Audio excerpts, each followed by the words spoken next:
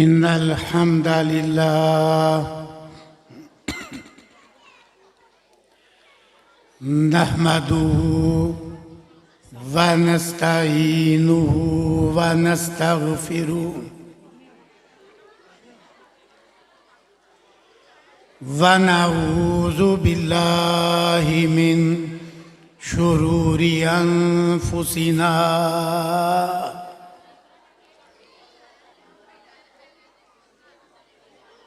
بھائی تصویر نہیں بھائی بنانا، آپ کو میرا پتہ ہی ہے، کوئی بھائی موبائل پہ یا کسی اور ذریعے سے تصویر نہ بنائے، صرف آواز ریکارڈ کریں۔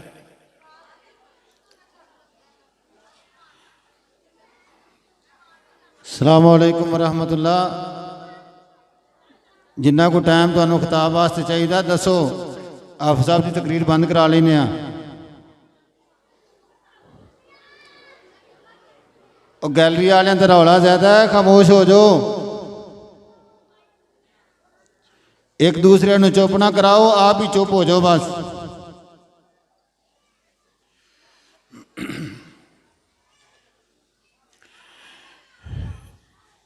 إن الحمد لله نحمده ونستعينه ونستغفره ونعوذ بالله من شرور أنفسنا ومن سيئات أعمالنا من يهد الله فلا مضل له ومن يضلل فلا هادي له وأشهد أن لا إله إلا الله وحده لا شريك له وأشهد أن محمدًا عبده ورسوله صلى الله عليه وسلم أما بعد فأعوذ بالله السميع العليم من الشيطان الرجيم من همزه ونفخه ونفثه بسم الله الرحمن الرحيم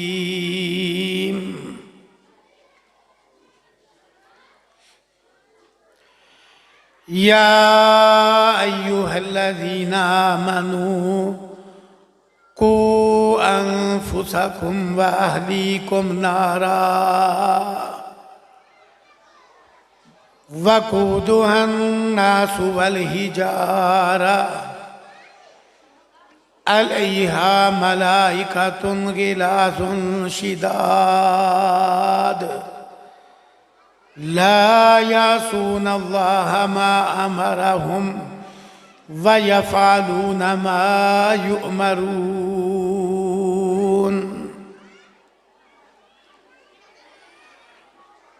اللهم صل على محمد وعلى آل محمد كما صليت على إبراهيم وعلى آل إبراهيم إنك حميد مجيد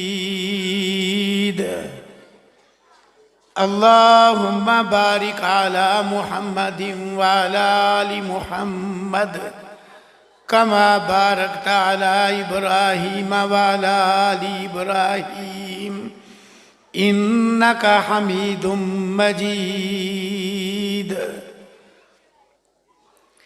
رب اشرح لي صدري ويسر لي أمري واحلل عقدة من لساني يفقهوا قولي ربي أوزعني أن أشكر نعمتك التي أنعمت علي وعلى والدي وأن أعمل صالحا ترضاه واصلح لی فی ذریتی انی تبت الیک و انی من المسلمین۔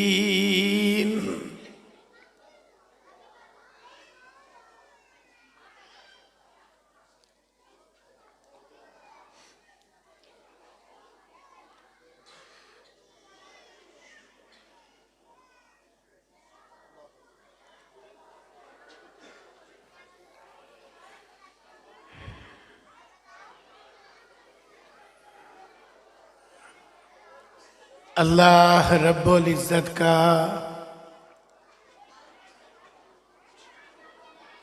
ہر فیصلہ حق، سچ اور درست ہی ہے۔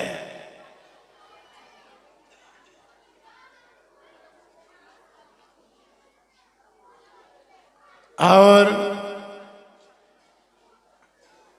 اللہ کے فیصلے پہ راضی رہنا ہی مومن کا شیوا و شعار ہے۔ لیکن امام الانبیاء سید و ولد آدم جناب محمد الرسول اللہ صلی اللہ علیہ وسلم کے ارشاد گرامی اذکروا محاسن موتاکم کے تحت ایک بات ضروری بھی ہے، اظہار محبت و عقیدت بھی ہے کہ کچھ پیچھے چلے جائیں تو ہمارے اس جلسہ میں ممبر کے دائیں بائیں بزرگوں کی ایک قطار ہوتی تھی۔ فضیلت الشیخ حضرت مولانا حکیم رشید احمد رڈیالوی رحمہ اللہ رحمۃ واسعہ، عظیم المرتبت بزرگ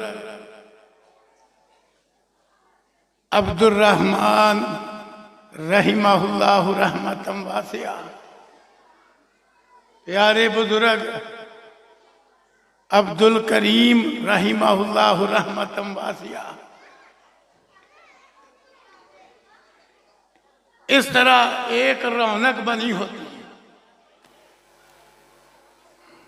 اللہ کی بارگاہ میں دعا ہے ان کے علاوہ بھی جتنے بزرگ جو اس مسجد کی زینت تھے، رونق تھے، دنیا سے جا چکے ہیں، اللہ سب کی حسنات قبول فرمائے، بشری خطائیں معاف فرمائے، انہیں جنت الفردوس میں اعلیٰ علیین میں اونچا مقام عطا فرمائے۔ ایک طرف یہ منظر یاد آتا ہے تو دل غم سے بھر جاتا ہے، اور دوسری طرف ایک چیز دیکھ کر کچھ حوصلہ بھی ہوتا ہے کہ یہ جانے والے سارے بزرگ اللہ کے خاص فضل سے اپنے پیچھے یوں صدقہ جاریہ چھوڑ کے گئے، جو علماء، حفاظ اور قراء کی شکل میں اب اس مجلس کی رونق افزائی کر رہا ہے۔ میرے فاضل بھائی حضرت مولانا حافظ محمد داود رڈیالوی حافظہ اللہ، میرے تلمیذ رشید حضرت مولانا عثمان غنی حافظہ اللہ، اسی طرح مولانا قاری حافظ حبیب الرحمن حافظہ اللہ، دیگر بھی تشریف فرما ہے۔ تو یہ ایک بات حوصلہ افزا بھی ہے کہ اگر وہ بزرگ اچھا وقت گزار کے مسجد آباد کر کے مسجد کی محبت سے دھڑکتا دل لے کے اس دنیا سے چلے گئے ہیں، تو پیچھے باقیات میں بہترین صدقہ جاریہ بھی موجود ہے۔ اللہ ان سب کو واقعاتاً اپنے بزرگوں کا صدقہ جاریہ بنائے اور ان کی دینی خدمات کو ماں باپ کی بلندی درجات کا ذریعہ بنائے۔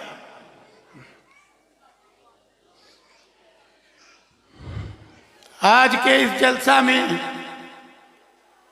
مجھے ایک اہم عنوان پہ گفتگو کا کہا گیا ہے،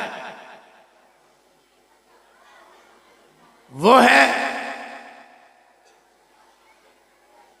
تربیت اولاد اور مسجد سے وابستگی۔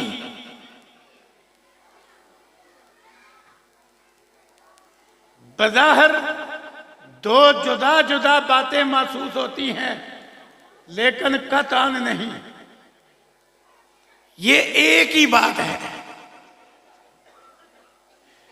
تربیت اولاد کے بغیر مسجد سے وابستگی ممکن نہیں، اور مسجد سے وابستگی کے بغیر تربیت اولاد ممکن نہیں۔ یہ بات یاد رکھیں۔ اور میں ایک خطرناک سازش بیان کرنے کے ساتھ بات کا آغاز کرتا ہوں۔ نسل نو کو مسجد سے دور کرنے کے لیے اس وقت نئی کئی بڑی کالونیوں میں، اونچے ٹاؤنوں میں ایک ضابطہ نافذ کر دیا گیا ہے، دردناک ضابطہ۔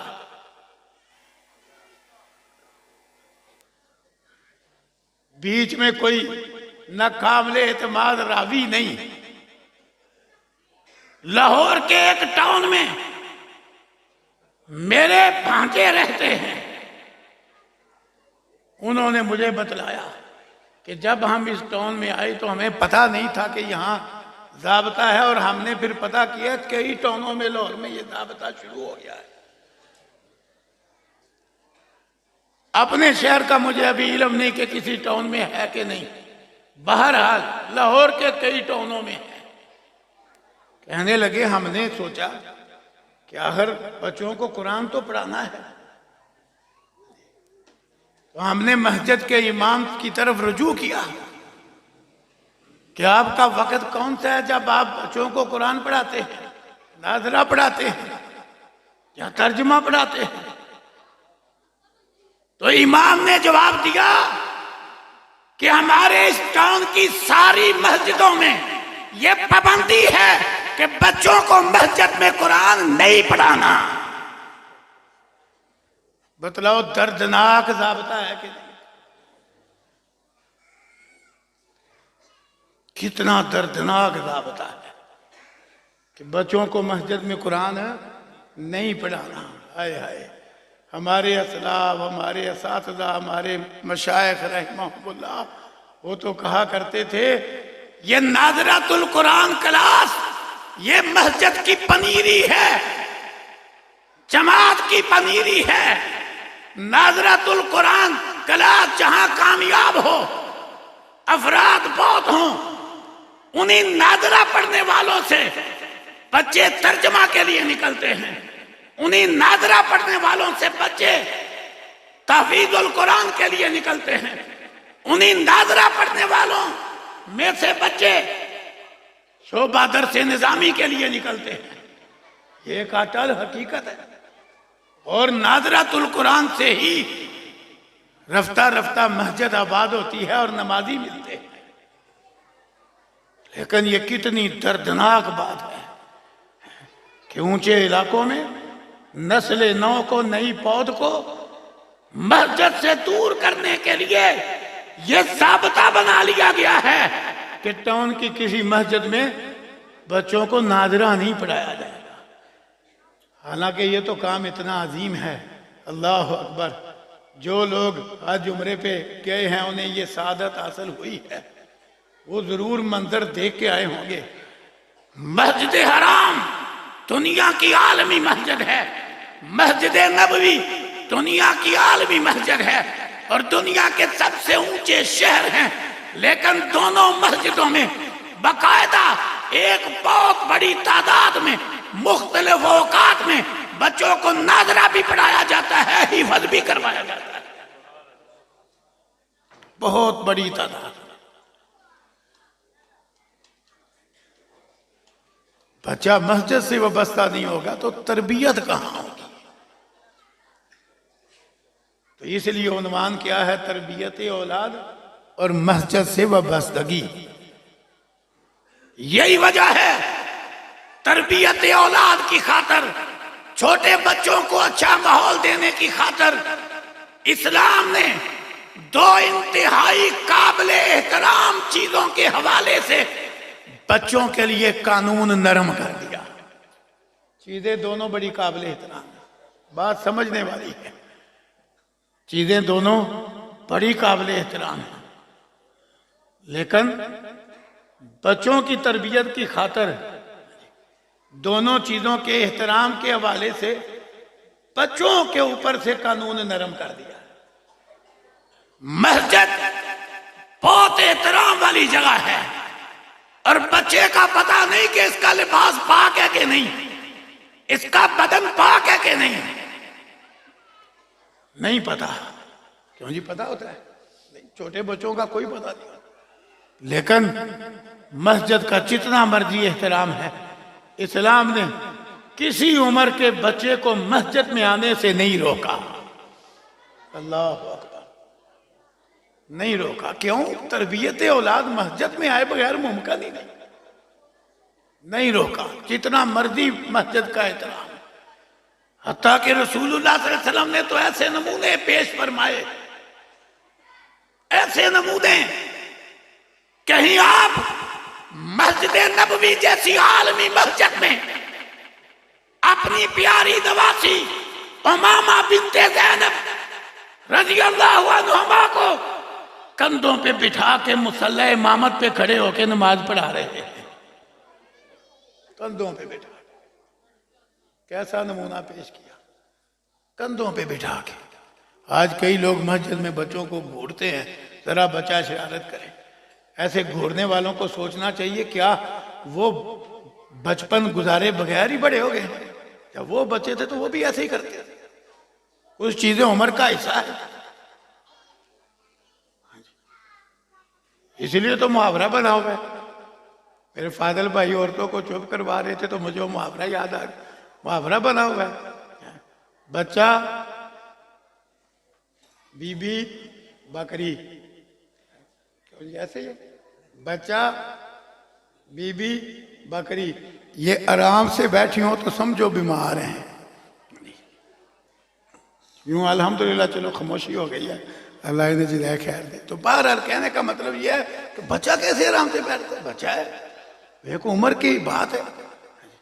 ایک چھوٹی عمر کے بچے کو اللہ نے ایک شرف بخش دیا کہ اسے حدیثیں بڑی یاد ہو گئی، اللہ نے محدث کی گدی پہ بٹھا دیا، لوگ دور دراز سے اس بچے سے حدیثیں پڑھنے آتے ہیں۔ ایک دفعہ وہ بچہ حدیثیں پڑھا رہا ہے تو کئی دفعہ ایسا ہوتا ہے نا ابھی، وہ کچھ چڑیاں لڑتی لڑتی نا وہ گتھم گتھا ہو کے ایسے زمین پہ گر گئی، کٹھی ایک دوسرے سے لڑتی لڑتی۔ سیر میں واقعہ لکھا ہے، وہ بچہ جب پڑھا رہا تھا حدیث کا، بڑی عمر کے لوگ اس سے پڑھ رہے تھے۔ اب نہیں، چھوٹی عمر کا حافظ ہو تو بڑی عمر کے پیچھے مقتدی بن جاتے ہیں کہ نہیں؟ قرآن کی شان ہی اپنی ہے۔ بہرحال وہ بچہ تھا بھی لیکن محدث تھا، تو اس نے دیکھا چڑیاں آ گئی ہیں، اس نے کتاب بند کی، سبق بند کیا اور کپڑا لے کے چڑیاں اس میں ڈال لی۔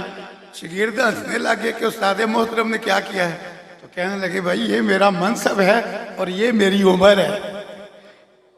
اگر سمجھدار تھا تو اللہ نے محدث بنایا تھا، کہتے بھائی یہ میرا منصب ہے، اللہ نے مجھے دے دیا ہے کہ چھوٹی عمر میں اللہ نے مجھے حدیث کا حافظ بنا دیا ہے، تم پڑھنے آتے ہو، لیکن یہ میری عمر ہے کہ میں ابھی بچہ ہوں، اس لیے میں نے چڑیاں پکڑ لی۔ تو عمر کی کچھ باتیں ضرور ہوتی ہیں، خواہ وہ بچہ جتنے مرضی اونچے مرتبے کا کیوں نہ ہو۔ اب رسول اللہ صلی اللہ علیہ وسلم نے نمونے کیسے پیش کیے؟ اپنی ننھی نواسی امامہ کو کندھوں پہ بٹھا کے مسجد نبوی میں نماز پڑھائی، رکوع سجدے میں اتار دیتے، کھڑے ہوتے تو پھر بٹھا لیتے۔ کیسا نمونہ پیش کیا۔ اسی طرح سنن نسائی اٹھائیے، ایک دفعہ رسول اللہ صلی اللہ علیہ وسلم مسجد نبوی میں نماز پڑھا رہے ہیں، سجدہ لمبا ہو گیا، حالات سخت تھے، دشمن کے بھی خطرات رہتے تھے، صحابہ پیچھے پریشان ہو گئے، ایک رہ نہ سکا، آخر اس نے سجدے سے سر اٹھا کے دیکھ ہی لیا کہ آج اتنا لمبا سجدہ کیوں ہو گیا ہے۔ جب سر اٹھا کے دیکھا تو کیا دیکھا کہ آپ سجدے میں ہیں اور آپ کا ننھا نواسا آپ کی کمر پہ چڑھا ہوا ہے، وہ شرارتیں کر رہا ہے۔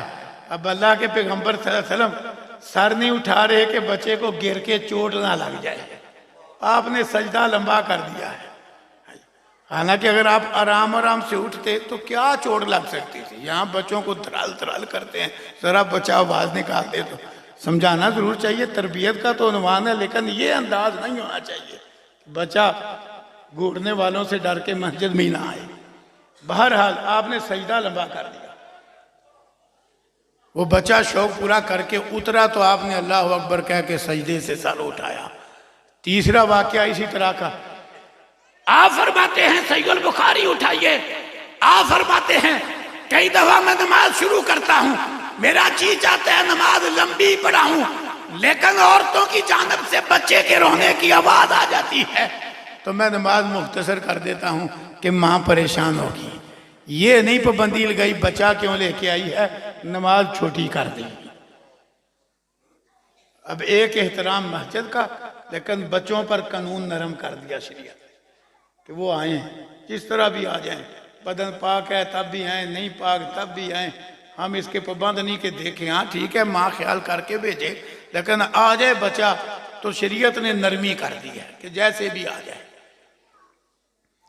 دوسری قابل احترام چیز ہے قرآن۔ قرآن کریم بڑی شان والی کتاب ہے، لیکن بچوں کی تربیت کی خاطر چھوٹے چھوٹے بچوں کے لیے قانون نرم کر دیا گیا۔ ایک طرف پابندی ہے، ایسے کافروں کے ایسے علاقے میں قرآن لے کے نہ جاؤ جہاں بے حرمتی کا ڈر ہے، لیکن چھوٹے بچوں کے لیے قانون نرم کر دیا گیا کہ بچوں کو قرآن دو تاکہ پڑھیں، نہیں پکڑائیں گے کہ چھوٹا بچہ ہے تو کیسے پڑھے گا۔ قانون نرم کر دیا شریعت نے۔ تو اس لیے مسجد سے وابستگی کے بغیر تربیت اولاد ممکن ہی نہیں۔ اولاد انسان کے لیے اللہ کی اس دنیا میں بہت بڑی نعمت ہے۔ ان سے پوچھو جو اس نعمت سے محروم ہیں، یہ وہ میوہ ہے جو بڑے بڑے عظیم المرتبت پیغمبر بھی اللہ سے دعائیں کر کے مانگتے رہے۔ کہیں زکریا علیہ السلام ربی حبلی ملت ان کا ذریتاً طیبہ، کہیں ابراہیم خلیل اللہ علیہ السلام ربی حبلی من الصالحین۔ اللہ اکبر، یہ بڑی عظیم نعمت ہے اولاد۔ تو جتنی نعمت عظیم ہو اتنی نگہداشت، نگرانی، تربیت وہ بھی عظیم ہوتی ہے۔ میں اس کی مثال دیا کرتا ہوں، پھل جب تک مہنگا ہوتا ہے نا تو آپ دیکھتے نہیں، وہ شوکس میں ہوتا ہے، دانے دانے کے اوپر غلاف چڑھا ہوتا ہے۔ پپیتا دیکھ لو، دانے دانے پہ کاغذ چڑھا ہوتا ہے، قیمتی ہے، شوکس میں سجایا جاتا ہے۔ یہ تربوز ہے، گرما ہے، جب تک مہنگا ہے، ابتدائی دور ہے، ایک ایک دانہ صاف کر کے رکھا جاتا ہے شوکس میں، شیشے کے اندر کہ اس پہ غبار نہ پڑے۔ لیکن جب اس کی قدر کم ہو جاتی ہے تو یہی تربوز سڑک کے کنارے ڈھیر لگ جاتا ہے۔ لگتا ہے کہ نہیں؟ معلوم ہوا جتنی نعمت قیمتی ہو اتنی نگرانی اہم ہوتی ہے۔ اولاد انتہائی قیمتی نعمت ہے۔ آج اکثر لوگ اپنے ہاتھوں اولاد کو خراب کرتے ہیں تربیت کرنے کی بجائے، حالانکہ اسلام نے تربیت اولاد کو کہاں سے شروع کیا ہے ذرا غور کیجئے۔ آج ہم خواب غفلت سے نکلیں اور اس عظیم نعمت کی قدر کریں اور اس کو جہنم کی آگ سے بچانے کا فکر کریں۔ آج ماں باپ اولاد کو گرمی سردی سے بچانے کے لیے गर्मी सर्दी की सहूलतें मुहैया करती हैं। आज माँ बाप औलाद को पहनने की, खाने पीने की सहूलतें मुहैया करते हैं, लेकिन सबसे भारी जिम्मेदारी जो माँ बाप के सर पे है वो अल्लाह ताला ने या अय्युहल्लज़ीना आमनू कह के इन प्यारे अल्फाज में मुखातब करके आयत की है। ऐ ईमान वालो, कू बचा लो अनफुसकुम, अपने आप को बचा लो, वाहलीकुम नारा, और अपने बीवी बच्चों को बचा लो। किससे बचाओ? आग से बचाओ।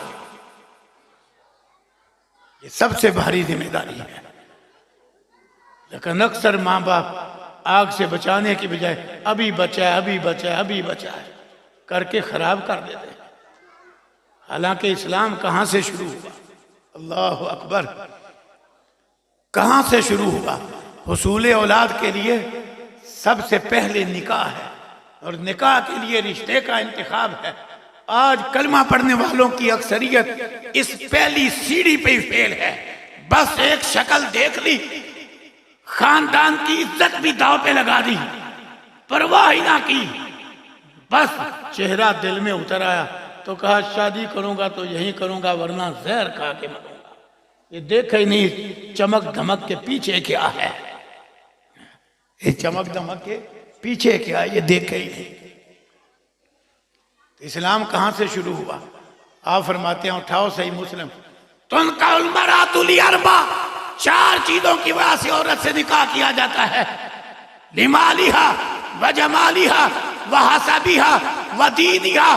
कोई माल देखता है, कोई हुस्न और जमाल देखता है, कोई हसब नसब देखता है, कोई दीन देखता है। आप ये चारों चीजें बयान करके फरमाते हैं, फज़फर बिज़ाति दीन तरिबत यदाक, और तुझे जितनी मर्जी मेहनत करना पड़े दीनी औरत हासिल कर। ये क्यों है? क्यों रसूलुल्लाह सल्लल्लाहु अलैहि वसल्लम का ये हुक्म है? इसकी वजह यह है, बीवी सिर्फ बीवी ही नहीं, ये मुस्तकबिल में बच्चों की माँ है, और बच्चों के लिए सबसे पहली तरसगाह माँ की गोद है। इसलिए फरमाया दीन वाली औरत तलाश कर। जो बच्चे को दूध पिलाए तो कुरान की आयतें पढ़े, अल्लाह अकबर। जो बच्चे को दूध पिलाए तो हदीस पढ़े, दुआ पढ़े, सुभान अल्लाह, अल्हम्दुलिल्लाह, अल्लाहु अकबर, ला इलाहा इल्लल्लाह के अज़कार करे, दीनी जज्बे वाले अशआर पढ़े। ऐसी माँ, अब अगर माँ इस तरह की होगी तो बच्चे सुफियान सौरी रहमहुल्लाह जैसे पैदा होंगे। सुफियान सौरी रहमहुल्लाह जलीलुल कदर ताबई है। हदीस की कौन सी किताब है, फिक्ह की कौन सी किताब है, तफसीर की कौन सी किताब है जिसमें जनाब सुफियान का नाम ना हो? अब क्या है, वजह क्या है?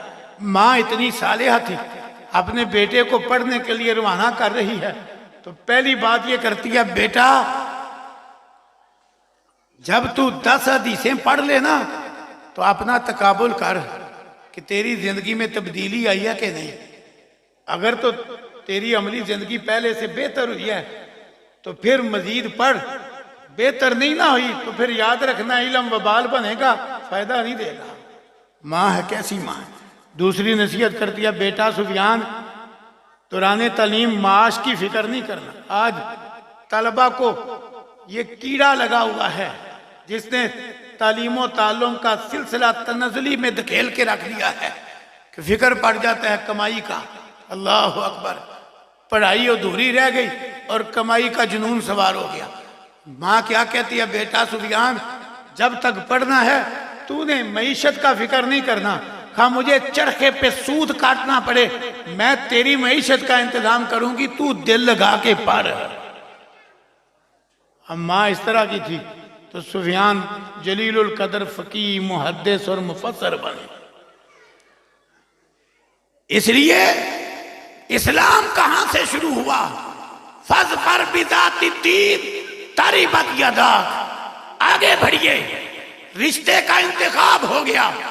दीनी औरत, तौहीद वाली, सौम सलात की पाबंद, कुरान पढ़ी हुई, तर्जमा पढ़ी हुई हासिल कर ली।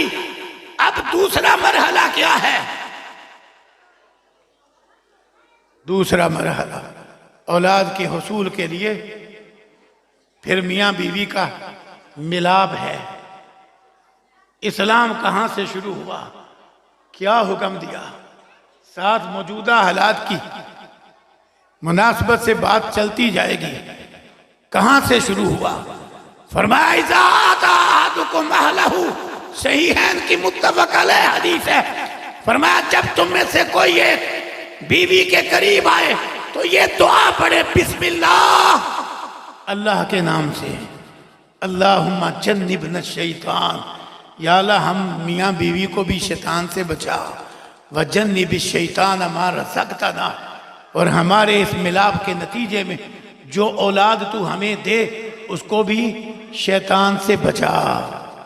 کہاں سے ذہن سازی شروع کی اسلام نے کہ دعا پڑھ کے قریب جاؤ۔ اب کیوں تربیت اولاد کا معاملہ بگڑ گیا؟ اللہ کی پناہ دعا کون پڑھے گا؟ آج لوگ ہی بتلاتے ہیں۔ سکرین کے فتنے نے حالات اتنے خراب کر دیے کہ ادھر 3-4 فٹ کی سکرین پہ گندی فلم لگا لی جاتی ہے، جو دیکھا جاتا ہے وہ کیا جاتا ہے، تو پھر بچے تو تورے ہی پیدا ہوں گی، اور کیا ہوگا؟ اسی کا نتیجہ ہے کہ 4-4 5-5 سال کے بچے گلیوں کے اندر وہ کرتے نظر آ رہے ہیں کہ سر شرم سے جھک جاتا ہے کہ اتنا چھوٹا بچہ کر کیا رہا ہے۔ کیوں؟ دعا پڑھنے کی بجائے یہ حال۔ اسلام تو کہاں سے شروع ہوا تھا؟ اسی طرح مزید آگے بڑھیے، ملاپ کے بعد پھر حصول اولاد کے لیے دعائیں ہیں۔ آج کسی کو 8-10 سال اولاد نہ ملے، در بھی بدل جاتا ہے، دعا بھی بدل جاتا ہے۔ حقیقت ہے، بڑے بڑے مضبوط بندے کئی دفعہ شرکیہ امور میں داخل ہو جاتے ہیں اولاد کے لیے، در بدل جاتا ہے، اللہ کا در چھوڑ کے کہیں اور دھکے کھانے لگ جاتے ہیں، دعا بھی بدل جاتی ہے۔ دعا کیا بدل جاتی ہے؟ دے دے چل چوہا ہی دے دے۔ کتنا بیوقوف ہے، اللہ سے مانگ رہا ہے اور چوہا مانگ رہا ہے۔ حضرت زکریا علیہ السلام کو اولاد مانگتے مانگتے بڑھاپا آ گیا۔ قصہ کہانی نہیں، قرآن ہے، وَاشْتَعَلَ الرَّأْسُ شَيْبًا، سارا سر سفید ہو گیا، سارا سر اتنا بڑھاپا آ گیا، سفید ہو گیا۔ لیکن دعا کیا کر رہے ہیں آخر تک؟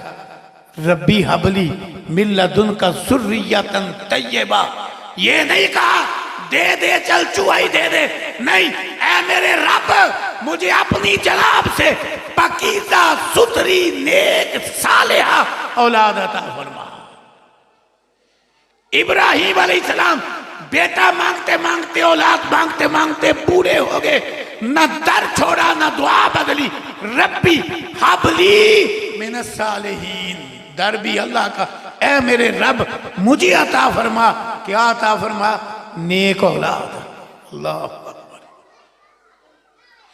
نیک اولاد، ربی حبلی من الصالحین، نیک اولاد، نہ در بدلا نہ دعا بدلی۔ اللہ اکبر۔ آج کیا کرتا ہے؟ در بھی بدل جاتا ہے اور دعا بھی، دے دے چل چوہا ہی دے دے۔ چوہا کیا کرے گا؟ چوہے تو پہلے ہی بڑے لگے پھرتے۔ آج کے دور کے فتنوں پہ تو ایک خطرناک فتنہ چوہے ہیں جو قابو ہی نہیں ہوتے، تو یہ پھر چوہا ہی مانگ رہا ہے۔ اللہ اکبر، دے دے چل چوہا ہی دے دے۔ نہیں، نہ در بدلا نہ دعا بدلی۔ تو اس لیے دعائیں کیا کرو؟ یا اللہ نیک اولاد عطا فرما۔ یہ 2 نبیوں کی مثال دی ہے، عباد الرحمن کی بھی مثال سن لو۔ اللہ اکبر۔ قرآن تعریف کرتا ہے ان بندوں کی جن کے اندر یہ 15 اوصاف موجود ہوں، جو 15 اوصاف سورہ فرقان کی آخری رکوع میں ہیں۔ ان میں ایک وصف کیا ہے؟ والذین یقولون ربنا ہب لنا من ازواجنا وذریاتنا قرۃ اعین وجعلنا للمتقین اماما۔ فرمایا رحمان کے پیارے بندے وہ ہیں جو دعائیں کرتے ہیں، اے ہمارے رب ہمیں ہماری بیویوں سے اور ہماری آل اولاد سے آنکھوں کی ٹھنڈک عطا فرما اور ہمیں متقیوں کا امام بنا دے۔ رحمان کے بندوں کی دعا بھی کیا ہوئی کہ نیک اولاد، آنکھوں کی ٹھنڈک اولاد۔ اللہ اکبر۔ دعائیں کرتے کرتے وہ وقت آ گیا کہ اللہ نے بیٹا دے دیا یا بیٹی دے دی. اب اسلام کہاں سے شروع ہے؟ کہتا ہے ابھی بچا ہے، ابھی بچا کیا کہ تربیت خراب کر لیتے ہیں. جب پھر بچہ بگڑ جاتا ہے پھر آ جاتے ہیں مولانا داؤد ریالوی کے پاس، مولانا عثمان غنی کے پاس، مولانا یاسین صاحب کے پاس آ جاتے ہیں. پھر جی وظیفہ بتلاؤ، اولاد خراب ہو گئی ہے، تو نے خود خراب کیا، ابھی بچا ہے ابھی. اور اب تو کام اور بڑا خراب ہو گیا، بہت خراب. جناب 2-3 سال کا بچہ ہوتا ہے، اس کو اتنا سارا ٹچ پکڑا دیتے ہیں، وہ دیکھتا سنتا ہی بری چیز ہے. میں کیونکہ دعاخانہ بھی کرتا ہوں اور وہ لوگ کچھ دم کے لیے بھی آ جاتے ہیں. حقیقت ہے 3-3 سال کے بچے وہ ٹچ شروع کر کے نا وہ گانے سننے لگ جاتے ہیں، فلمیں دیکھنے لگ جاتے ہیں. میں حیران رہ جاتا ہوں، میں نے آنکھوں سے دیکھا یہ منظر. 3-3 سال کے بچے، جب 3 سال کا بچہ اس طرح کی چیزیں دیکھے گا بیڑا غرق نہیں ہوگا تو اور کیا ہوگا. اور وہ بچہ اس نے جانی برائی کی طرف ہے. جتنا اثر شیطان کا بچے پہ ہوتا ہے بڑے پہ نہیں ہوتا. تو یہ اب جو یہ نئی پود آئے گی نا جن کو 3 سال کی عمر میں ٹچ مل گیا، پھر دیکھنا جی بڑے ہوں گے تو کیا بنتا ہے. اللہ کی پناہ. وہ کہتا کئی لوگوں کو میرا پتہ ہوتا ہے کہ میں معاشرتی مسائل پہ بڑا سخت ہوں اور میں ٹچ کے بھی بڑا خلاف ہوں. وہ پھر جو ہے نا وہ لوگ چھپاتے ہیں، اس سے چھینتے ہیں. بچہ چیخ چیخ کے روتا ہے اور وہ بدنامی کا ذریعہ بن کے رہتا ہے. وہ چیخ چیخ کے کہتے ہیں گانا گانا گانا، انا للہ و انا الیہ راجعون. بیڑا غرق خود ماں نے کر دیا، باپ نے کر دیا اولاد کا. شیطان کو تو خام کا لان تان کرتے. اتنی چھوٹی عمر، اللہ کی بنا. بہرحال ابھی بچہ ہے نہیں، وہ وقت آ گیا، بیٹا آ گیا، بیٹی آ گئی. اسلام کہاں سے شروع ہوا ہے؟ کیوں جی جو ہی بچہ دنیا میں آئے تو پہلا حکم کیا ہے؟ گھٹی ہے تو کسی نیک شخص سے دلواؤ اور ساتھ اس کے دائیں کان میں اذان کہلواؤ. بچے کو تو پتہ ہی نہیں مجھے گھٹی دینے والا نیک ہے کہ بد ہے. یہ دراصل ماں باپ کی تربیت ہو رہی ہے کہ جب گھٹی اچھے شخص سے دلوا رہے ہو نا تو اس کو اچھا بنانا. اس کے دائیں کان میں اذان کہو. اسے تو نہیں سمجھ آ رہی کیا ہے، لیکن کیوں حکم ہے اللہ اکبر اللہ اکبر؟ کیوں حکم ہے؟ ایک تو اس لیے کہ جب کان میں اذان ہوگی شیطان کا اثر ختم ہوگا، اور دوسرا اس لیے کہ ماں کی باپ کی ذہن سازی ہو. کیا ذہن سازی ہو کہ جب اس کو سنا رہے ہو اللہ اکبر تو تربیت بھی اللہ اکبر والی کرنا. اس کو سنا رہے ہو اشہد ان لا الہ الا اللہ، تربیت توحید والی کرنا. اس کو سنا رہے ہو اشہد ان محمد رسول اللہ تو تربیت اتباع سنت والی کرنا. اس کو سنا رہے ہو پہلی آواز سنا رہے ہو حی علی الصلاۃ تو تربیت نماز والی کرنا. حی علی الفلاح تربیت فوز و فلاح والی کرنا. اسلام کہاں سے شروع ہوا؟ اذان بھی سنا دی دائیں کان میں. اب بچے کا نام رکھنا ہے تو کیا حکم ہے جی؟ آج تو انوکھے پن میں آ کے ایسے ایسے نام ہے اللہ کی پناہ بچوں کے بچیوں کے کہ وہ ماں نہیں بہت برا ہوتا ہے اس کا. پر صرف انوکھے پن میں ان کو اچھا نام بتلاؤ تو کہتے ہیں نہیں یہ فلاں بھتیجے کا. تو پھر کیا ہے؟ آپ ہمارے اسلاف کے حالات تو پڑھیں، محدثین کے حالات پڑھیں. جی نام ملے گا آپ کو عبداللہ بن عبداللہ، محمد بن محمد، احمد بن احمد، نام ملے گا آپ کو. کوئی پرواہ نہیں، نام اچھا ہونا چاہیے. یہ کون سی بات ہے کہ پہلے بھی کسی کا ہے؟ بڑے نام ہیں یہاں، وہ دور دور کے بھی دیکھتے نہیں. نام وہ بتلاؤ جو پہلے کسی کا نہ ہو. پہلے کسی کا نہ ہو تو پھر ٹھیک ہے. لگتا ہے کہ فرعون کے بعد فرعون کسی کا نام وہ بھی رکھ لیا کرو. اچھا انوکھا ہے، بات ہے کرنے والی. نہیں، اسلام نے 2 طریقے بتلائے نام رکھنے کے. یہ بھی تربیت اولاد کا حصہ ہے. ایک طریقہ یہ کہ اللہ کے ذاتی یا صفاتی نام کے ساتھ عبد لگاؤ. عبداللہ، عبد الرحمن، رسول اللہ صلی اللہ علیہ وسلم نے فرمایا تھا دنیا میں جتنے نام ہیں سب سے محبوب ترین نام اللہ کو عبداللہ ہے اور عبد الرحمن ہے. اسی طرح کے اور نام عبد الغفار، عبد الرحیم، عبد الغفور رکھو نام. یہ ایک طریقہ ہے. دوسرا طریقہ اللہ اکبر، دوسرا طریقہ جو گزرے ہوئے نیک لوگ ہیں، انبیاء، صحابہ کرام، صلحاء، اتقیاء، ان کے ناموں پہ نام، کہ بچے کو اس طرح کا بنانا ہے. آج اداکاروں کے نام پہ نام رکھے جا رہے ہیں. ایسے ایسے بچے ہمارے ملک کے ہیں، انڈین اداکاروں کے ناموں پہ نام ہے. ہمارے تعلق والوں میں ایک بچہ ہے، اس کا نام رکھا ہوا شاہ رخ. پتہ چلا جی اس کے فلاں نے رکھا ہے، اور یہ بھی پتہ چلا کہ وہ شاہ رخ انڈیا کا کوئی اداکار. حد ہو گئی ہے. اداکار تو اداکار یہ ہے، پاکستان کا ہو کہ انڈیا کا ہو. اداکاروں کے نام پہ نام شاہ رخ، حد ہو گئی.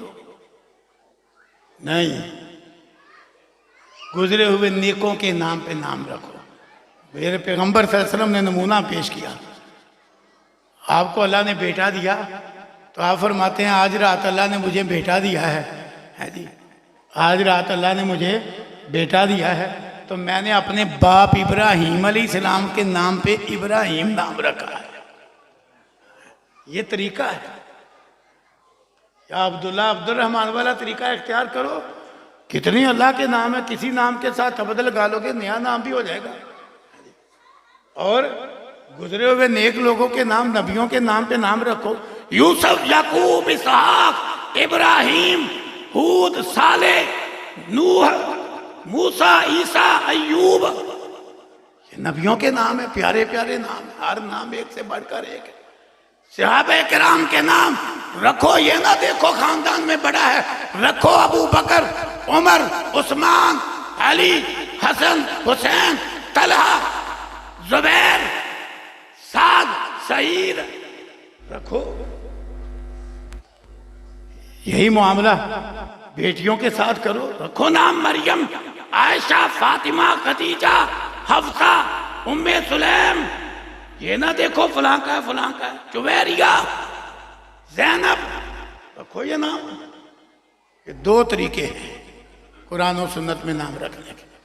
یہ بھی اولاد کی تربیت کے لیے ذہن سازی ہے کہ جس کا اچھا نام منتخب کیا جائے گا ذہن ہوگا کہ ہمارا بچہ بھی اسی طرح کا ہو. نام بھی رکھا گیا. اللہ اکبر. نام بھی رکھا گیا. اب کہتے ہیں جی ابھی بچہ ہے ہو جائے گا ٹھیک. نہیں، جو ہی بچہ پیدا ہو گیا اس کو ماحول اچھا دو. یہ نہیں کہ ماں بچے کو دودھ پلائے اور ساتھ فلمیں دیکھے، برا اثر پڑے گا. یاد رکھنا، اچھے ماحول میں بچے کی پرورش کرو. ماں بھی سکرین کے فتنے سے بچے کو بھی بچا کے رکھے، گانے بجانے کی پلید آواز سے بھی بچا کے رکھے. اچھے ماحول میں بچے کی پرورش کرو، بچے پہ اثر بہت جلد پڑتا ہے. رسول اللہ صلی اللہ علیہ وسلم چھوٹے چھوٹے بچوں کی تربیت کرتے تھے. کبھی نہیں آپ نے کہا تھا ابھی بچہ ہے. میں اس کی مثالیں دیتا ہوں. کبھی نہ کہو ابھی بچہ ہے. آج ایسے ایسے ماں باپ ہیں، بچہ گالی دینا تو کہتے ہیں شیر بولا ہے. جب یہی بچہ پھر بڑا ہو کے کبھی اس کو چھیڑ کبھی اس کو چھیڑ، ہر طرف سے شکایتیں اور گلوں شکووں کا ذریعہ بنتا ہے نا، تو پھر وظیفہ پوچھتے ہیں کہ بچہ بگڑ گیا ہے. تو ہی کہتا تھا شیر بولا ہے تو اب شیر کی گرج بھڑک سونا کیوں پریشان ہے؟ سونا بنا. اٹھاؤ صحیح بخاری، حضرت عمر بن ابی سلمہ رضی اللہ عنہ رسول اللہ صلی اللہ علیہ وسلم کے ربیب ہیں. آدمی نکاح کرے، عورت کے پاس پہلے شوہر سے جو اولاد ہو وہ نئے شوہر کے لیے ربیب ہوتی ہے. یہ ربیب ہیں عمر بن ابی سلمہ رضی اللہ عنہما. ابھی چھوٹے سے بچے ہیں، دسترخوان پہ رسول اللہ صلی اللہ علیہ وسلم کے ساتھ بیٹھ گئے. جس طرح بچوں کا کام ہے، بسم اللہ بھی نہ پڑھی، کبھی دایاں ہاتھ چلایا کبھی بایاں ہاتھ چلایا، کبھی برتن میں ادھر ہاتھ مارا کبھی ادھر ہاتھ مارا. رسول اللہ صلی اللہ علیہ وسلم نے پیار سے سر پہ ہاتھ پھیرا اور فرمایا او یا بنیا او پیارے بیٹا کل بسم اللہ، بسم اللہ پڑھ کے کھا۔ آپ نے نہیں کہا بھی بچا، کیا فرمایا؟ کل بسم اللہ، بسم اللہ پڑھ کے کھا۔ دوسرا حکم دیا کل بیمینک، دائیں ہاتھ سے کھا۔ تیسرا حکم دیا کل مما یلیک، چھوٹا سا بچہ ہے، تیسرا حکم دیا کل مما یلیک، اپنے سامنے سے کھا، سامنے سے کھا۔ آج کئی لوگ یہ کہہ کے بھی کوتاہی کرتے ہیں کہ بچہ کون سا مکلف ہے، وہ بچہ تو مکلف نہیں، تم تو مکلف ہونا، بڑے کی ذمہ داری ہے۔ دوسری مثال سنیے، صحیح مسلم کے اندر حدیث موجود ہے، دیگر کتب حدیث میں بھی ہے، صدقے کی کھجوروں کا ڈھیر لگا ہے، تم کہتے ہو ابھی بچا ہے، آپ کا ننھا نواسا آیا، ڈھیر سے ایک کھجور اٹھا لی، منہ میں ڈال لی۔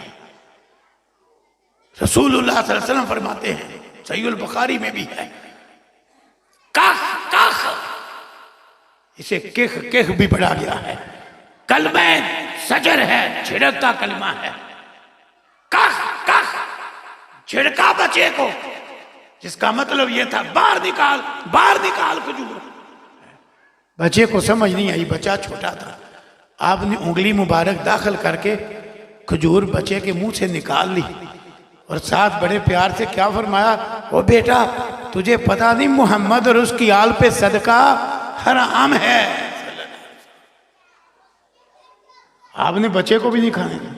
آج ہم پرواہ ہی نہیں کرتے، بچہ ختم شریف کی شے لے آئے، بچہ کوئی اور بدعت کے موقع کی شرینی لے آئے، بچہ لاٹری نکال کے لے آئے، بچہ ہے نہیں، وہ بچہ ہے، تم نہیں بچے، تمہاری ذمہ داری ہے تربیت۔ اس کے رگو ریشے میں یہ بات بیٹھ جائے کہ اس طرح کی چیز نہیں کھانا۔ اگر بر وقت تربیت شروع کی جائے نتیجہ بڑا شاندار اور جاندار نکلتا ہے۔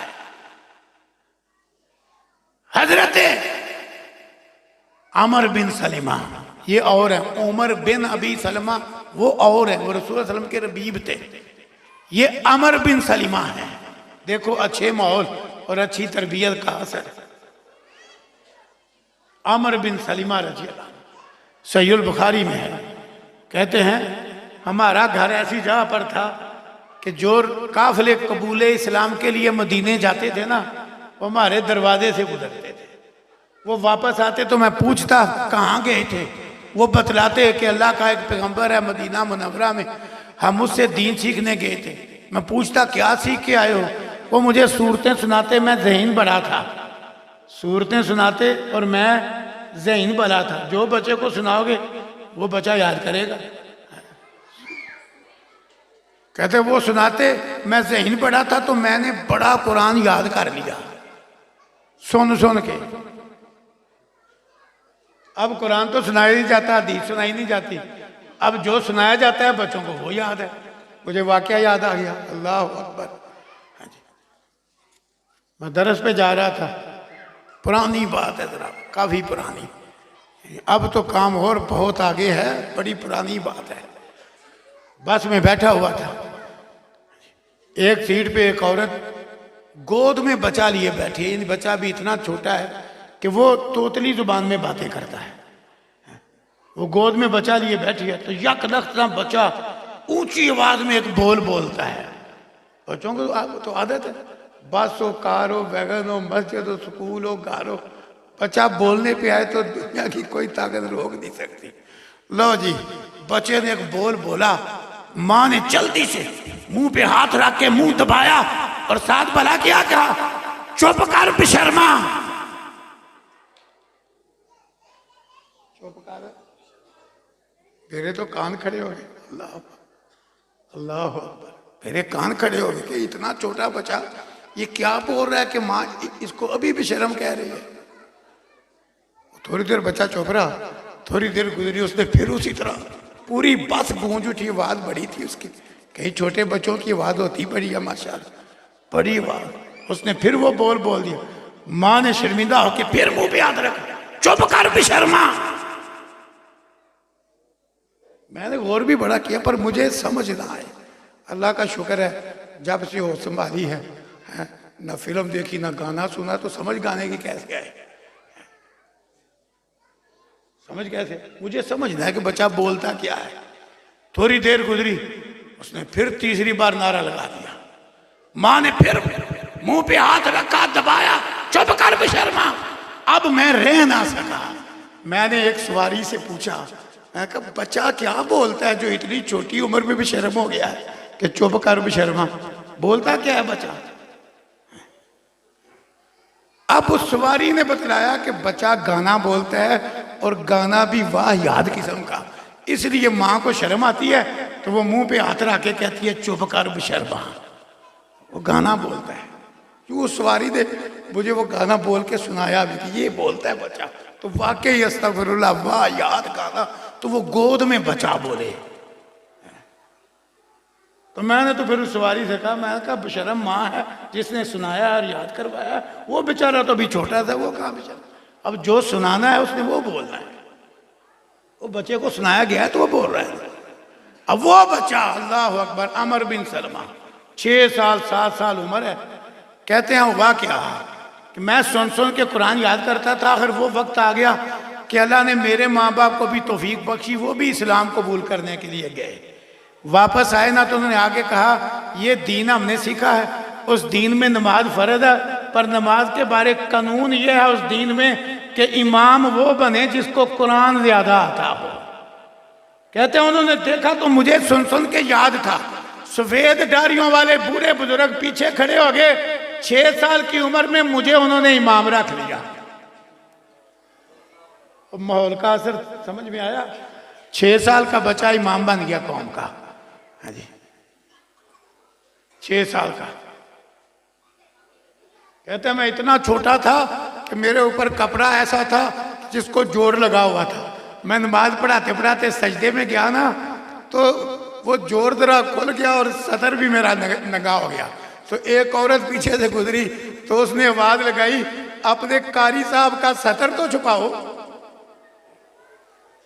تو کہتے ہیں پر غریبی اتنی تھی, وہ جوڑ والا کپڑا ہی تھا.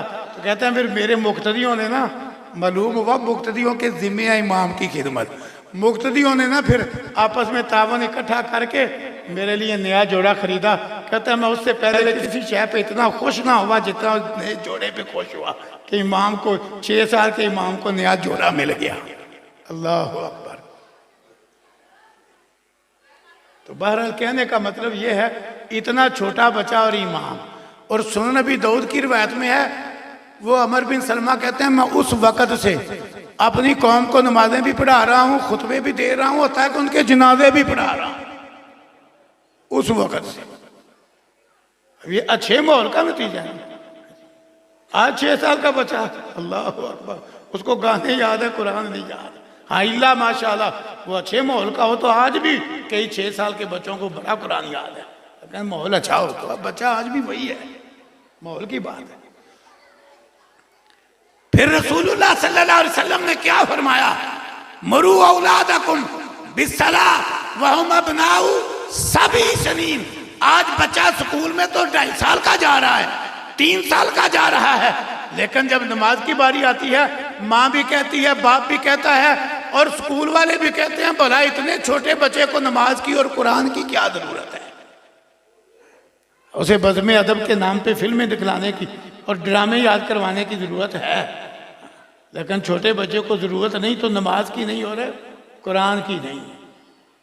آپ نے کیا حکم دیا, بچہ 7 سال کا ہو جائے اسے نماز کا حکم دو, اگر 10 سال کا ہو کے بھی نہ پڑھے تو پھر کچھ مرمت بھی کرو, بناؤ نمازی. یہ اسلام کی تربیت ہے. آخر میں 2 باتیں عرض کرتا جاؤں اور مضمون سمیٹوں.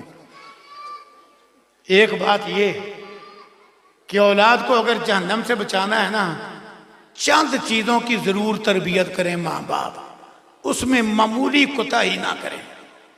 نمبر 1, ایمان اور توحید بچے کو اچھی طرح سمجھائیں. عقیدہ اتنا مضبوط کر دیں. ہر علاقے میں خوبیاں بھی ہوتی ہیں, کمی کوتاہی بھی ہوتی ہے. عرب کی خوبیوں میں ایک بہت بڑی خوبی یہ ہے کہ عرب کے عوام کی جو توحید ہے نا، وہ جی چاہے تو ہمارے علماء کی توحید سے بھی مضبوط ہو.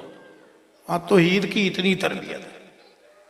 شیخ عبد الغفار المدنی حفظہ اللہ نے مجھے واقعہ سنایا کہ ہم مدینہ یونیورسٹی پڑھتے تھے، ایک کار میں بیٹھ کے ڈرائیور عربی تھا،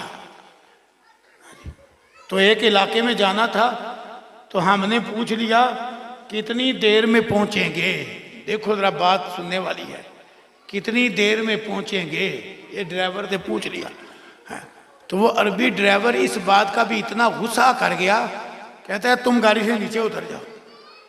ہم نے کہا کیا ہوا ہے، اتنا ہی پوچھا ہے کتنی دیر میں پہنچیں گے. وہ کہتا ہے یہ کتنی دیر میں پہنچیں گے یہ غیب کا علم ہے، غیب اللہ جانتا ہے، تم مجھ سے پوچھ رہے ہو کتنی دیر میں پہنچیں گے. سمجھ آئی عقیدے کی؟ اسے اتنا بھی نہیں برداشت کیا. اب کیوں؟ وہاں سکولوں کے اندر توحید پڑھائی جاتی ہے. ہمارے سکولوں میں تو شرک پڑھایا جاتا ہے، چھوٹے چھوٹے بچوں کو گانج بگج کی کہانیاں پڑھائی جاتی ہے، توحید نہیں پڑھائی جاتی. وہاں چھوٹے چھوٹے بچوں کو توحید بڑی سمجھائی جاتی ہے، عقیدہ بڑا سکھلایا جاتا ہے. تو پہلا کام، اگر اولاد کو جہنم سے بچانا چاہتے ہو، عقیدہ مضبوط کرو. آج اہل توحید کے بچے شرکیہ بول بولتے ہیں. بچہ اہل توحید کا بولتا کیا ہے؟ میری قسمت کی دیوی، یہ تو ہندوؤں کا پلید عقیدہ ہے. بچہ اہل توحید کا بولتا کیا ہے؟ میرے مقدر کا ستارہ آج کر چڑھا ہوا ہے. یہ تو لات منات عزا ہبل کے پجاریوں کا پلید عقیدہ. ستارے کا قسمت سے کیا تعلق ہے؟ دیوی کا قسمت سے کیا تعلق ہے؟ یہ ہندوؤں کے بول، لات منات عزا ہبل کے پجاریوں کے بول. بولتا کون ہے؟ اہل توحید کا بچہ. پہلا کام، اگر اولاد کو جہنم سے بچانا چاہتے ہو، عقیدہ توحید پہ اتنا پختہ کرو جس طرح کا مرضی فتنہ ہے، آندیاں چلیں، طوفان برپا ہو، آپ کا بچہ توحید کی لائن سے معمولی سا ادھر ادھر نہ ہو. ہم نے ایسے ایسے لوگ دیکھے ہیں. ہمارے ایک نمازی بیمار ہو گئے، تربیت توحید پہ پختہ ہو نا تو بندہ بڑا ہی مضبوط ہو جاتا. وہ بیمار ہو گئے، کسی دوائی سے آرام نہیں آ رہا. کسی دم والے نے نا ان کو ایک نسخہ بتلایا. دیکھو توحید والے، اللہ اکبر، ہماری محمدی مسجد کے نمازی تھے وہ. کسی دم والے نے وظیفہ بتلایا کہ یوں کرو، سورہ یوسف روزانہ فجر کے بعد سنو، پر سنو قاری عبد الباسط مصری کی آواز میں. بات سنو، بڑی مزیدار بات ہے. میں پتہ لینے کے لیے گیا، دیکھو چے جا کے وہ مجھ سے مسئلہ پوچھتے. انہوں نے مجھے اپنا واقعہ سنایا. کہتے ہیں میرے پاس ایک بندہ دم درود کرنے والا آیا، تو آگے کہتا ہے کہ جی آپ کا علاج اس میں ہے کہ آپ روزانہ فجر کے بعد سورہ یوسف پڑھیں، سنیں، لیکن آواز قاری عبد الباسط مصری رحمہ اللہ کی ہو اور کسی کی نہ ہو. کہتا ہے میں نے اسے کہا میں مر جاؤں گا پر تیرے نسخے پہ عمل نہیں کروں گا کہ سورہ یوسف تو ٹھیک ہے، قرآن ہے، لیکن یہ جو تو شرط لگا رہا ہے کہ آواز قاری عبد الباسط مصری کی ہو، یہ شرک کی بو آ رہی ہے. اس کی آواز کیوں ہو؟ بات بھی باقی بزرگوں کی صحیح کہ اس کی آواز کیوں ہو؟ علاج کرنا ہے تو آواز اس کی ہو. علاج تو قرآن سے کرنا ہے تو قرآن پہ آواز شاہ انصاف کی ہو. آواز یہ قاری اسلم صاحب نام کی عبد الباسط، یہ قاری عبد الباسط صاحب کی ہو. تفسیر تو قرآن کی ہونا ہے، یہ شرط کیوں جی قاری عبد الباسط مصری کی آواز ہو؟ انہوں نے کہا مجھے تو شرک کی بو ہے. میں نے کہا میں مر جاؤں گا پر تیری یہ بات نہیں پوری کروں گا. ہاں تو یہ کہے نا کہ سورہ یوسف سنو، کوئی آواز میں سنو، پھر مجھے سمجھ آتی ہے. پر یہ تو شرط کیا لگا رہا ہے؟ اللہ اکبر. تو ایسا عقیدہ توحید والا مضبوط کرو جس طرح کا مرضی فتنہ آئے بندہ توحید سے ادھر ادھر نہ ہو، بچہ توحید سے ہلے نہ. ایک دوسرا کام جو اولاد کے حوالے سے ماں باپ کے بہت ذمہ ہے، اگر جہنم سے بچانا چاہتے ہیں، بچوں کو سنت پہ لگانے پہ بڑی محنت کرو، بدعت کی نفرت ڈال دو. یہ نہیں بچہ اہل توحید کا ہو اور وہ بدعت والے موقع پہ وہ محلے کے بچوں کے ساتھ مل کے وہ کام کر رہا. نہیں، اتباع سنت پہ لگا دو، بدعت کی نفرت اس کے رگو ریشے میں سرایت کر دو اگر بچہ جہنم سے بچانا چاہتے ہیں. یہ دوسرا کام. تیسرا کام، ناظرۃ القرآن، ترجمۃ القرآن، نماز، دعائیں، ضروری صورتیں زبانی. چلو سارے بچے حافظ نہیں بن سکتے، لیکن قرآن کا ممکنہ حد تک حصہ زبانی، اوپر سے دیکھ کے بھی پڑھنا آئے، زبانی بھی آئے، اچھے تلفظ سے آئے. یہ قرآن اور حدیث کا ضروری علم ساری اولاد کو سکھلاؤ، بچہ ہو یا بچی ہو، ضروری علم. ورنہ اس کے بغیر آپ جہنم سے نہیں بچا سکتے اپنی اولاد کو. اس میں سستی نہ کرو. آج پہلے ہم پریشان تھے، لوگ ترجمہ نہیں جانتے، اب گھروں کے گھر ناظرہ بھی نہیں جانتے. بڑی پریشانی ہے. کتنے کام ہو گئے؟ 3. بعد میں ٹیسٹ بھی ہو گئے. 3 کام ہو گئے. چوتھا کام، بچے کو نماز کی ایسی عادت ڈالو کہ اذان ہونا تو اس کو کچھ ہونے لگ جائے کہ اب پہلے نماز ہی پڑھنا ہے. اور اس کام کے لیے آپ بھی اس طرح کا نمازی بننا پڑے گا. ایسا نمازی بناؤ. میں اس سلسلے میں اپنے بزرگوں کا ایک واقعہ سناتا ہوں، اللہ ان پہ رحمت نازل فرمائے. پوری زندگی جب تک وہ حیات رہے، ہر نماز کے وقت اذان ہوتے ہی ہمیں لے کے مسجد میں. حتیٰ کہ 2-3 دفعہ ایسا واقعہ پیش ہے، انہوں نے کبھی ایسا نہیں کیا تھا بیٹا آؤ مسجد میں، جگا کے اچھا آیا ابا جی آپ چلے گئے اور بیٹا جی پھر بستر میں. نہیں، انہوں نے، ہم 5 بھائی تھے اس وقت، 5 کو آگے قطار میں لگانا ہے اور نگرانی کر کے مسجد میں لے کے جانا ہے فجر سے عشاء تک، ہر نماز میں، جب بھی وہ گھر موجود ہے. یہ نہیں کہ بس آؤ. کئی دفعہ ایسا ہوا مسجد محمدین شہر اور وہاں ہم نماز پڑھتے تھے فجر کی خصوصاً، دروازے پہنچے تو تالا لگا ہوا ہے. وہ حیران ہو گئے کہ مسجد تو کھل جاتی ہے ٹائم پہ، کیا ہوا؟ ایسے گھڑی دیکھی، وہ ہم تو گھنٹہ پہلے ہی آ گئے ہیں. اس طرح کا مغالطہ ہو گیا، گھنٹہ پہلے آ گیا. لو جی واپس ہم لے جاتے گھر، ہمیں سلاتے تھے کہ چھوٹے تھے، پھر اذان کا وقت جگا کے چلو جی پھر مسجد. اب ہوا کیا، جب میں نے دین پڑھ لیا، پہلا میں جلسہ کر کے جب گھر آیا نا، لیٹ آیا، تو ان کو فجر کے وقت جگانے میں ذرا دشواری ہو گئی. انہیں زیادہ محنت کر کے جگانا پڑا، پر وہ جگا کے ساتھ لے کے ہی گئے. اس وقت کچھ نہیں کہا. جب نماز پڑھ کے ہم واپس آئے نا، مجھے کہتے ہیں بیٹھو ادھر. میں بیٹھ گیا. کہتے ہیں اگر عشاء کے بعد درس دے کے یا تقریر کر کے یا جلسہ سن کے فجر میں سستی کرنا ہے نا، تو عشاء کے بعد وہ درس بھی حرام ہے، تقریر بھی حرام ہے، وہ جلسہ بھی حرام ہے، جس کی وجہ سے فجر رہ جائے. میری طرف سے آپ کو عشاء کے بعد کے جلسہ کرنے کی یا سننے کی کوئی اجازت نہیں اگر فجر میں سستی کرنا ہے. اللہ ان پہ رحمتیں فرمائے. اس تربیت کا نتیجہ ہے 3 بجے بھی گھر آؤں نا جلسے سے، اللہ کے فضل سے فجر نہیں کبھی رہی الحمدللہ. تربیت ایسی تربیت کرو اولاد کی کہ جب نماز کا وقت ہو اذان سنتے ہی بچہ چھوڑ دے سب کچھ، سمجھے اب نماز ہی پڑھنا ہے. اگر بچے کو جہنم کی آگ سے بچانا چاہتے ہو، کتنے کام ہو گئے؟ 4. 5واں کام، جہنم کی آگ سے اگر بچانا چاہتے ہو، 5واں کام انتہائی ضروری، بچے کو رزق حرام سے بچا کے رکھو. اس کی ایسی تربیت کرو بھوکا مر جائے حرام نہ کھائے، جھوٹ بول کے نہ کمائے، ہیرا پھیری سے پیسے حاصل کرنے کی کوشش نہ کرے، ناپ تول میں کمی نہ کرے، ملاوٹ کر کے نہ لائے. تربیت کر دو، یہ تربیت کر دو. اہلا و سہلا و مرحبا. ہمارے آج کے خصوصی مہمان مولانا قاری محمد حنیف ربانی حافظہ اللہ تشریف لے آئے ہیں. ہم انہیں اہلا و سہلا و مرحبا کہتے ہیں. دوسری اور آخری بات، ایک تو یہ ضروری باتیں تھی تربیت اولاد کے لیے، وہ ہو گئی. آخری بات، اگر اولاد کی تربیت دینی کر لی آپ نے تو ملے گا کیا؟ اللہ اکبر. ایک تو فریضہ ادا ہوگا، اولاد کی صحیح ہمدردی اور خیر خواہی ہوگی، فریضہ ادا ہوگا. اور دوسرا یہ نیک اولاد، جس طرح میں بزرگوں کا تذکرہ کر رہا تھا کہ بزرگ دنیا سے چلے گئے لیکن پیچھے صدقہ جاریہ چھوڑ کے گئے ہیں. یہ جو نیک اولاد ہے اب جمعہ حافظ داؤد ریالوی حافظہ اللہ نے پڑھانا ہے، تو انشاءاللہ ثواب بزرگوں کو، مولانا عبد الرحمن رحمہ اللہ کو، مولانا حکیم شریف رشید ریالوی رحمہ اللہ کو، وہ ثواب جانا ہے۔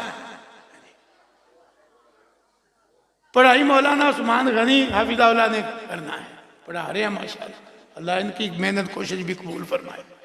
ثواب مولانا حکیم رشید احمد ریالوی کو رحمہ اللہ اور دیگر جو قریبی بزرگ ہیں ان کو جانا ہی جانا ہے، انہیں نیت کی بھی کوئی ضرورت نہیں، جانا ہی جانا ہے۔ تو اس لیے آپ بھی ایسی محنت کر کے جائیں کہ آپ کے بعد بھی صدقہ جاری ہو۔